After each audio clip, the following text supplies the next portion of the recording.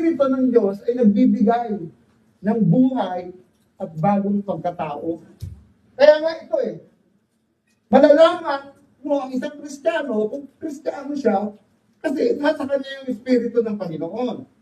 Ngayon, kung nasa kanya ang Espiritu ng Panginoon, magkakaroon ng pagbabago, transformation yung kanyang buhay. Hindi bigla, proseso. Diba?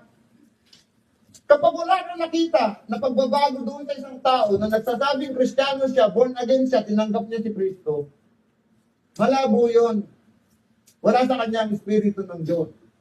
Kapag ang Espiritu ng Diyos ay laging naglumulwalhati sa Ama at sa Anak, at ang lagi niyang layunin ay bigyan ng karangalan ng Ama.